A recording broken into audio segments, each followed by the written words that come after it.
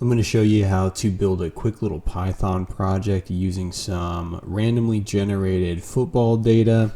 We're going to use Pandas, Seaborn, and Matplotlib to accomplish this. It's going to be really quick, and I'm going to give you all the code that you need for it. So this is just a really quick little project for you to dip your toes into. So we'll start out here. We're just going to import some of these packages.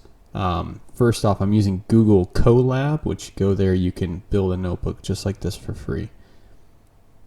We're going to then create a data frame that has a couple different columns. We got a play type, down, yards to go, yards gained, passer, receiver, rusher, and result. And then we print out the data just so that we can see what we have here available.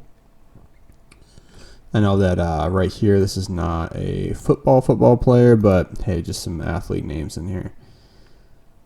All right, then we do a chart of the total yards gained. So this is kind of cool. We can just see that whether it was on a pass or run, where we actually have more yards gained. So just a simple data visualization, we could take this to the next level. We could style this chart, but this gives us a simple indication that passes, we're actually creating more yards gained for all the teams in the data set.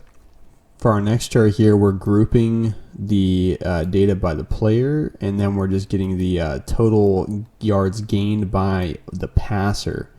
So whoever passed the ball, we're seeing how many yards that gained there for them.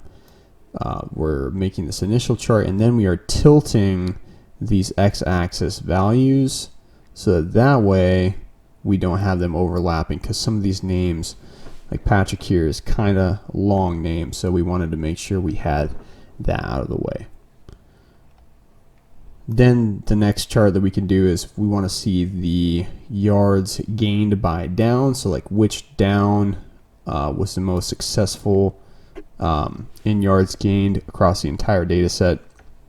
We can just see that the first down was the most successful. So just kind of a cool way to visualize this data. Real simple.